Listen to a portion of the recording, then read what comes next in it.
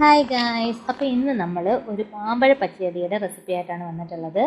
സിമ്പിളും ടേസ്റ്റിയും ആയിട്ടുള്ള മാമ്പഴ പച്ചടി എങ്ങനെയാക്കാം എന്ന് ഡീറ്റെയിൽ ആയിട്ടുള്ളൊരു വ്ളോഗാണ് ഇന്ന് കാണിക്കുന്നത്. അപ്പോൾ ഇതിന് വേണ്ടിയിട്ട് നമുക്ക് ആദ്യം തന്നെ വേണ്ടത് മാമ്പഴമാണ്. ഇവിടെ നമ്മൾ ഇന്ന് ഒരു 10 മാമ്പഴമാണ് എടുത്തിട്ടുള്ളത്. അപ്പോൾ ഈ 10 മാമ്പഴം നമുക്ക് ആദ്യം തന്നെ കഴുകി വൃത്തിയാക്കി കൊണ്ടുവരണം. അത് കഴുകി അതിൻ്റെ മേൽഭാഗം ചുന എന്ന് പറയും, ആ ഭാഗം ചെത്തിക്കളയണം. അതിനുശേഷം നമുക്ക് ഓരോ മാമ്പഴവും എടുത്ത് അതിൻ്റെ തൊലി മുഴുവനായിട്ട് കളയണം. ഇപ്പോൾ വീഡിയോയിൽ കാണിക്കുന്നുണ്ട്, ഇതുപോലെ തൊലി മുഴുവനായിട്ട് ഇരിഞ്ഞ് കളയണം മാമ്പഴത്തിൻ്റെ. അതിനുശേഷം നമുക്ക് ഈ മാമ്പഴം നല്ലപോലെ പിഴിഞ്ഞെടുക്കണം. കൈകൊണ്ട് തന്നെ നമുക്കത് പിഴിഞ്ഞെടുക്കാം. നല്ലപോലെ പിഴിഞ്ഞ് എടുത്തിട്ടുള്ളതാണ് ഈ കാണുന്നത്. അപ്പോൾ നല്ലപോലെ പിഴിഞ്ഞതിന് ശേഷം നമുക്കിതിലേക്ക് മുളക് പൊടി ആഡ് ചെയ്യാം. പിന്നെ ഇതിലേക്ക് ആഡ് ചെയ്യേണ്ടത് മഞ്ഞൾപ്പൊടി, ലേശം ഉപ്പ്. ഇപ്പോൾ ആദ്യം തന്നെ നമ്മൾ നിറയെ ഉപ്പ് ഇടണ്ട, നോക്കിയിട്ട് നമുക്ക് പിന്നീട് ചേർക്കാവുന്നതാണ്. അപ്പോൾ ഇപ്പം ഒരു അല്പം ഉപ്പ് ഇതിനകത്തേക്ക് ഇടുക. പിന്നെ അതിന് ശേഷം നമുക്കിതിനകത്തേക്ക് മുളക് 2 എണ്ണം കീറിയിടാം. അത് എരിവിനനുസരിച്ച് നിങ്ങൾക്ക് ചേർക്കാവുന്നതാണ്. കൂടുതൽ എരിവ് വേണ്ടവരാണെങ്കിൽ മുളകിൻ്റെ എണ്ണം കൂട്ടുക, എരിവ് കുറച്ച് മതിയെന്നുണ്ടെങ്കിൽ മുളകിൻ്റെ എണ്ണം കുറയ്ക്കുക. പിന്നെ കറിവേപ്പില. അതിനുശേഷം നമുക്കിതിലേക്ക് ശർക്കരയാണ് ചേർക്കുന്നത്.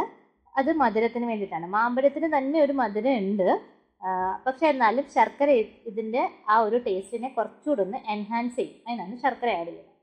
പിന്നെ നമ്മൾ ചേർക്കുന്നത് ഇതിൻ്റെ അരപ്പാണ്. അരപ്പിലേക്ക് വേണ്ടുന്നത് തേങ്ങ ഒരു 3/4 കപ്പോളം തേങ്ങ വേണം. പിന്നെ ചെറിയ ജീരകം, പിന്നെ വേണ്ടത് കടുക്. ഇത് ഇത്രയും കൂടെ ചേർത്തിട്ട് അരയ്ക്കുമ്പോൾ ഒരു കാര്യം ശ്രദ്ധിക്കണം, നല്ല മഷി പോലെ അരയണം. വെള്ളം കൂടി ഒഴിച്ചിട്ടാണ് നമ്മൾ അരയ്ക്കുന്നത്. അപ്പം നല്ല മഷി പോലെ അരഞ്ഞ് കിട്ടണം. അപ്പം അരയ്ക്കുമ്പം തന്നെ ഇതിനകത്തേക്ക് ഒരു 3-4 കുഞ്ഞു കഷ്ണം ഇഞ്ചിയും കൂടി ചേർക്കണേ. അത് ഞാൻ നേരത്തെ പറയാൻ വിട്ടുപോയതാണ്. ഇഞ്ചിയും കൂടി ചേർക്കുക. അതിനുശേഷം നമുക്ക് നല്ല മഷി പോലെ ഇത് അരച്ചുകൊണ്ട് വരിക. അപ്പം ഇതാണ് നമ്മളുടെ മാങ്ങയുടെ ഒരു വേവാൻ വെച്ചേക്കുന്ന മാങ്ങേൻ്റെ ഒരു സിറ്റുവേഷൻ എന്ന് പറയുന്നത്. അത് നമ്മൾ ഇടയ്ക്കിടയ്ക്കൊന്ന് ഇളക്കി കൊടുക്കണം. ഇല്ലെങ്കിൽ ആ മാങ്ങാണ്ടി എല്ലാം കൂടി ഇങ്ങനെ അടുക്കി പിടിച്ച പോലെ വരും. അപ്പം അങ്ങനെ വരാൻ പാടില്ല. അതുകൊണ്ട് നല്ലപോലെ ഇളക്കി കൊടുക്കുക ഇടയ്ക്കിടയ്ക്ക്. അതിനുശേഷം നമ്മൾ ഈ അരച്ചു കൊണ്ട് വന്ന ഈ ഒരു കൂട്ട് എന്ത് ചെയ്യണം, നമ്മളുടെ ആ ഒരു വെന്തുകൊണ്ടിരിക്കുന്ന ആ മാങ്ങയുടെ കൂട്ടിലേക്ക് ഒഴിക്കുക. ഇനി എന്താണ് വേണ്ടതെന്ന് വെച്ചാൽ, ഈ ഒരു തേങ്ങയുടെ ഒരു അരപ്പ് ഇതിൻ്റെ കൂടെ കിടന്ന് നല്ലപോലെ വേവണം. അതിൻ്റെ തേങ്ങയുടെ ഒരു പച്ചമണവും ഒരു പച്ചക്കുത്തും ഒക്കെ നല്ലപോലെ മാറുന്നത് വരെ ഇതിനകത്ത് കിടന്ന് നല്ലപോലെ തിളയ്ക്കണം. അപ്പോൾ ഇതെല്ലാം കൂടെ നല്ലപോലെ ഒന്ന് യോജിപ്പിച്ച് വെച്ച് ഇപ്പം ഇതിനകത്തിൽ മറ്റേ തേങ്ങ അരയ്ക്കാൻ ഉപയോഗിച്ച വെള്ളവും ആ മാങ്ങേൻ്റെ കുറച്ച് വെള്ളവും ഒക്കെ ഇങ്ങനെ കുറച്ച് തെളിഞ്ഞ് നിൽക്കുന്നുണ്ടല്ലോ, അതെല്ലാം നല്ലപോലെ വറ്റി ഒരു തിക്ക് കൺസിസ്റ്റൻസി ആവണം. അതുവരെ നല്ലപോലെ ഇതൊന്ന് വേവിക്കുക. അപ്പോൾ ഇതെല്ലാം കഴിയുമ്പോൾ ഈ ഒരു പരുവത്തിൽ നമുക്ക് കിട്ടുക. ആ വെള്ളം എല്ലാം വറ്റി ഇങ്ങനെയായിരിക്കും നമുക്ക് കിട്ടുക. അപ്പോൾ ഇതിനകത്തേക്ക് ലേശം ഉലുവ പൊടിച്ചത് ചേർക്കുക. പിന്നെ നമുക്ക് ഇതിനകത്തേക്ക് ചേർക്കേണ്ടത് തൈരാണ്. അപ്പം ഇത് നല്ലപോലെ ചൂടാറിയതിന് ശേഷം മാത്രമേ തൈര് ഒഴിക്കാൻ പാടുള്ളൂ. അത് പ്രത്യേകം ശ്രദ്ധിക്കണം. നമ്മൾ ആദ്യം കണ്ട ആ ഒരു കൂട്ട് നല്ലപോലെ വെന്ത് അത് അടുപ്പിൽ നിന്ന് ഇറക്കി വെച്ച് ഇത് നല്ലപോലെ ചൂടാറണം. ചൂടാറിയതിന് ശേഷം വേണം ഇനി നമുക്ക് ഇതിനകത്തേക്ക് തൈര് ആഡ് ചെയ്ത് കൊടുക്കാൻ. ലേശം തൈര് ആഡ് ചെയ്തിട്ട് അത് നല്ലപോലെ ഇളക്കി യോജിപ്പിച്ച് പുളിയും മധുരവും എല്ലാം കറക്റ്റ് അല്ലേ നോക്കണം. എന്തെങ്കിലും ഒരു മധുരത്തിന് പുളിയാണ് മുന്നിട്ട് നിൽക്കുന്നതെന്നുണ്ടെങ്കിൽ നിങ്ങൾക്ക് ശർക്കര വീണ്ടും പൊടിച്ചിട്ട് ആഡ് ചെയ്യാവുന്നതാണ്. അപ്പോൾ അത് അലിയാൻ ബുദ്ധിമുട്ടാണെന്ന് തോന്നുകയാണെന്നുണ്ടെങ്കിൽ നിങ്ങൾക്ക് പഞ്ചസാര ചേർക്കാവുന്നതാണ് കേട്ടോ. അപ്പം നല്ലപോലെ ഇത് ഇളക്കി ചേർത്തതിന് ശേഷം ഇനി ഇതിൻ്റെ അടുത്ത ഭാഗം എന്ന് പറയുന്നത് കടുക് താളിക്കുക എന്നുള്ളതാണ്. അപ്പം നമ്മളൊരു പാൻ അടുപ്പിലേക്ക് വെക്കുക. അതിനകത്തേക്ക് വെളിച്ചെണ്ണ ഒഴിക്കുക.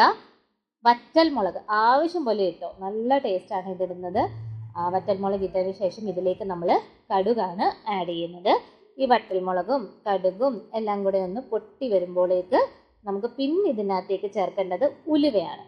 ഉലുവയും ഇതിൻ്റെ ഒപ്പം തന്നെ കിടന്ന് പൊട്ടണം. അതിനുശേഷം നമുക്ക് ഇതിനകത്തേക്ക് കുഞ്ഞുള്ളിയാണ് ചേർക്കുന്നത്. ഓപ്ഷണലാണ്, വേണമെങ്കിൽ ചേർക്കാം. കുഞ്ഞുള്ളിയുടെ ടേസ്റ്റ് ഇഷ്ടമല്ലാത്തവരുണ്ടെന്നുണ്ടെങ്കിൽ കുഞ്ഞുള്ളി അവോയ്ഡ് ചെയ്യുക. കുഞ്ഞുള്ളി ചേർത്താൽ കുറച്ചുകൂടെ ടേസ്റ്റ് ആയിരിക്കും. ആ ടേസ്റ്റ് നല്ലപോലെ നമുക്ക് എൻഹാൻസ് ചെയ്യും. നല്ല ഒരു പ്രത്യേക രുചിയാണ്. അപ്പോൾ അതിഷ്ടമല്ലാത്തവർക്ക് വേണമെങ്കിൽ കുഞ്ഞുള്ളി സ്കിപ്പ് ചെയ്യാവുന്നതാണ്. ചെറിയുള്ളി പിന്നെ അതും കൂടെ ചേർത്ത് നല്ലപോലെ ഇത് ഒന്ന് മൂത്ത് വരുന്നത് വരെ ഇതൊന്ന് ഇളക്കി കൊടുക്കുക. കറിവേപ്പിലയും കൂടി ഇതിനകത്തിലേക്ക് ആഡ് ചെയ്യാവുന്നതാണ്. അത് എന്നിട്ട് നല്ലപോലെ കരിഞ്ഞു പോകരുത്, ഒന്ന് മൂത്ത് വന്നാൽ മതി. നല്ലപോലെ മൂത്ത് വന്നതിന് ശേഷം നമുക്കിത് നമ്മുടെ തൈരിൻ്റെ ചേർത്ത് വെച്ചിരിക്കുന്ന ആ പച്ചടിയുടെ കൂട്ടിലേക്ക് ഇത് ഒഴിച്ചു കൊടുക്കാം. ഒരു 2-3 മിനിറ്റ് വെയിറ്റ് ചെയ്തതിന് ശേഷം ഇത് നമ്മൾ നല്ലപോലെ ഇളക്കി യോജിപ്പിക്കുക. നല്ലപോലെ ഇത് ഇളക്കി കൊടുക്കണം. ഇതിനോട് നല്ലപോലെ മിക്സായി കിട്ടണം. ഇതാണ് ഇതിൻ്റെ ഒരു കൺസിസ്റ്റൻസി എന്ന് പറയുന്നത്. ആ ഒരു കളറും എല്ലാം ഈ രീതിയിലാണ് കിട്ടുന്നത്.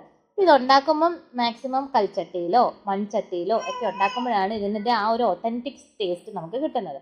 മാക്സിമം നോൺ സ്റ്റിക്ക് പാത്രങ്ങളും അതുപോലെ തന്നെ സ്റ്റീലിൻ്റെ പാത്രങ്ങളും അവോയ്ഡ് ചെയ്യുന്നതായിരിക്കും നല്ലത്. മൺചട്ടിയോ കൽച്ചട്ടിയോ എടുക്കുന്നതായിരിക്കും ഒന്നുകൂടി ഇതിൻ്റെ ഒരു ടേസ്റ്റിന് എൻഹാൻസ് ചെയ്യിപ്പിക്കുക.